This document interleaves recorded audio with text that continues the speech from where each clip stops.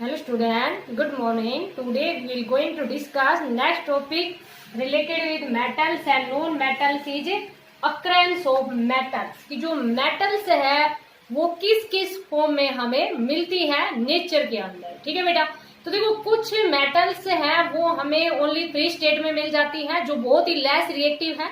जैसे कि reactivity series आपको बताई थी, तो रिएक्टिविटी सीरीज में जो हमारे पास हाइड्रोजन से नीचे जितनी भी मेटल्स थी, जैसे कि मरकरी थी, गोल्ड है, प्लेटिनम है, सिल्वर है, और ये सारी की सारी जो मेटल्स हैं जो हाइड्रोजन से नीचे थी रिएक्टिविटी सीरीज में, शायद रिएक्टिविटी सीरीज आपने याद कर ही ली होगी जो कि आपको स्टार्टिंग में बता रही थी रिएक्टिविटी सीरीज के बारे में, तो वो फ्री स्टेट में मिलती है। देखो यहाँ पर अक्रेंस ऑफ मेटल्स का मतलब ये है कि नेचर के अंदर ये नहीं है कि जैसे कि मान लीजिए आपने धरती को खोदा और खुदाई की और मेटल्स आपको मिल गए, नहीं, ओनली ये वाले जो मेटल्स हैं जो बहुत ही लेस रिएक्टिव मेटल है यही आपको फ्री स्टेज में मिलती है।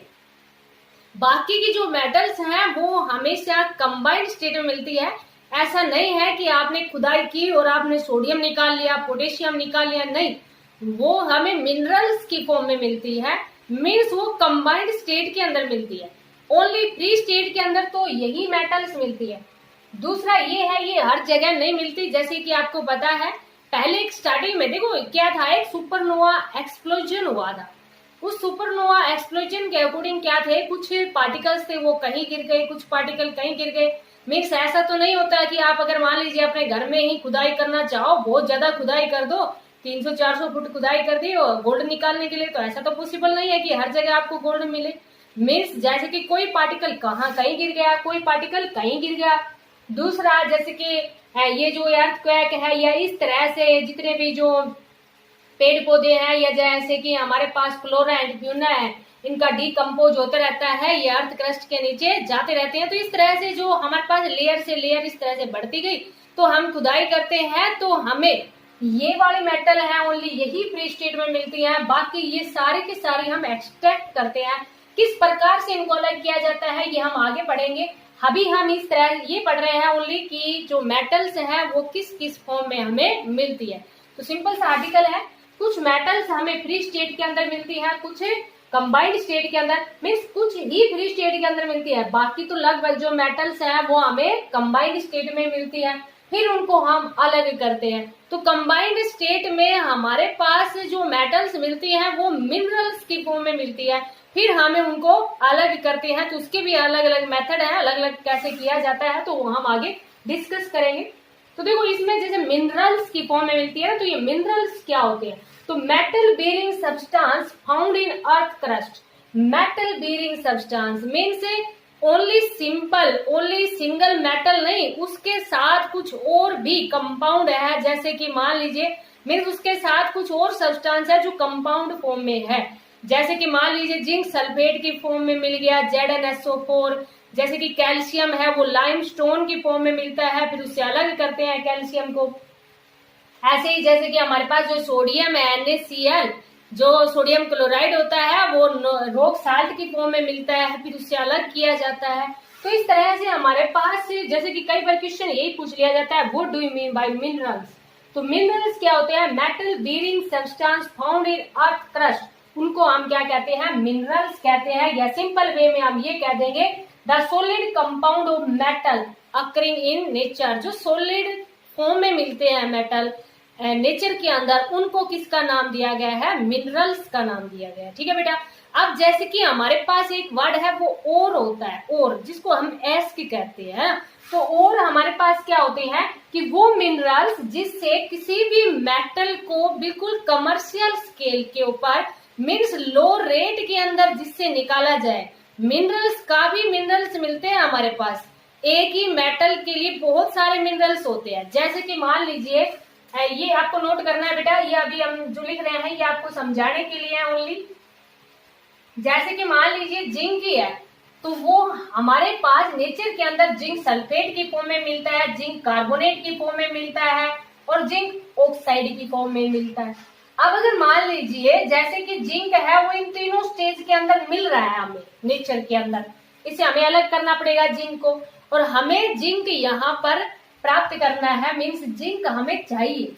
तो क्या करते हैं, एक बार इससे निकाल के देखते हैं, एक बार इस मेटल बीरिंग सब्सटेंस से निकालते हैं, मीन्स इस मिनरल से निकाल के देखते हैं, एक बार इससे निकाल के देखते हैं।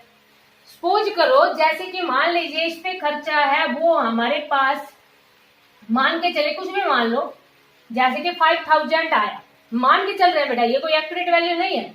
और जैसे कि मान लीजिए इस पे हमारे पास 4000 आया और इस पे हमारे पास कितना आया, 2000 ही आया निकालने के लिए कॉस्ट।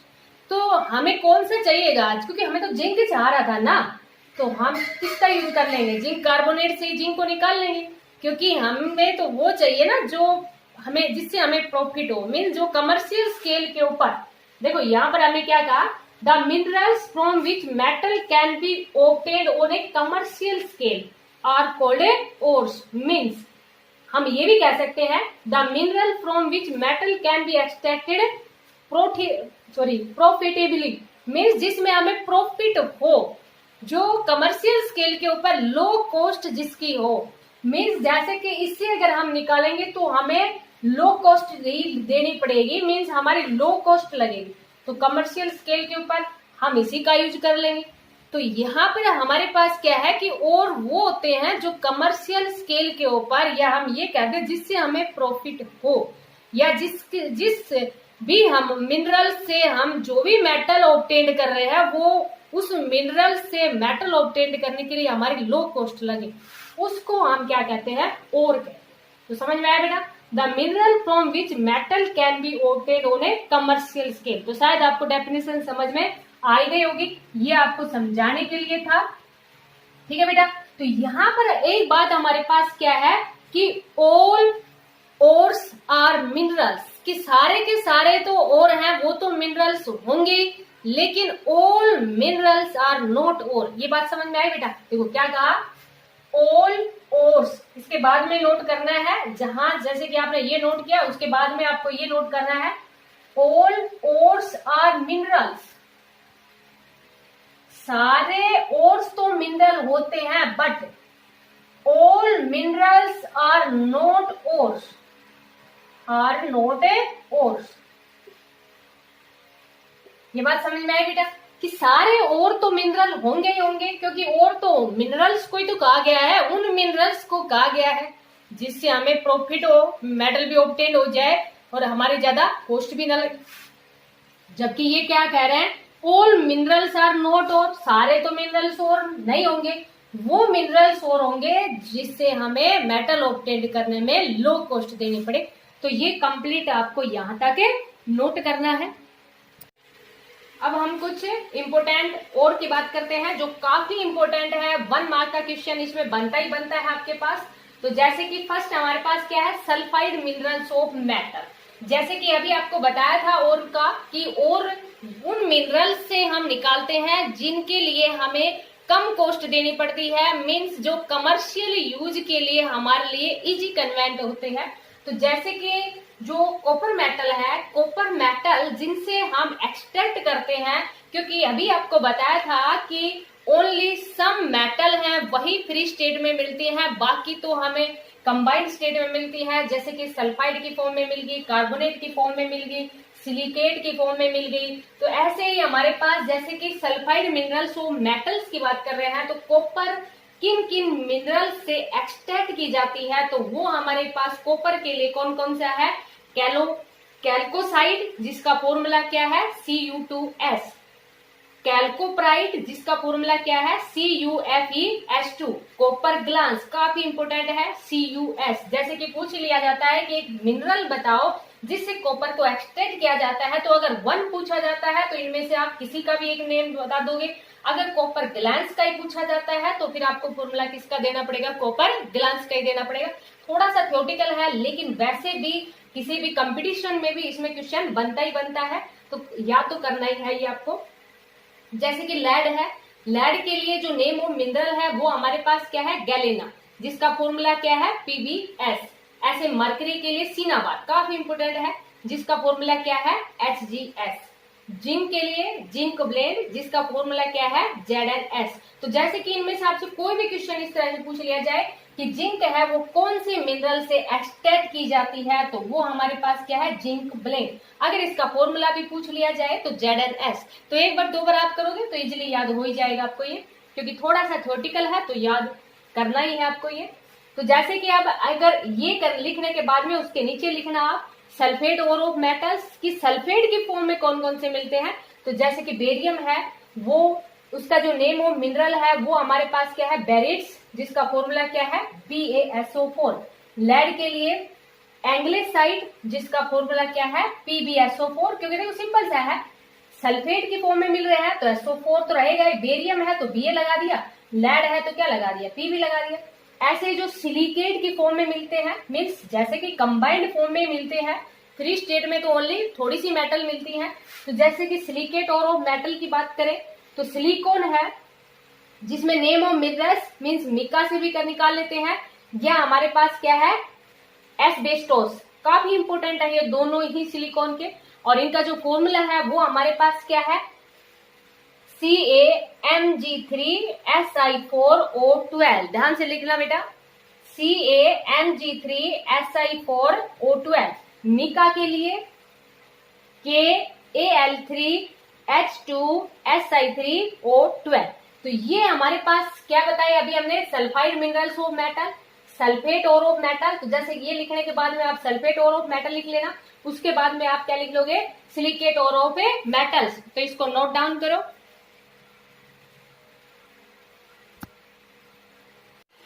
अब हम बात करते हैं नेक्स्ट इंपोर्टेंट और, जैसे कि हमारे पास क्या है, ऑक्साइड मिनरल्स ऑफ मेटल। अब ऑक्साइड मिनरल्स की बात कर रहे हैं, जैसे कि एल्यूमिनियम है, ये सबसे इंपोर्टेंट है। जो ऑक्साइड मिनरल्स है वो सबसे इंपोर्टेंट है इनमें से।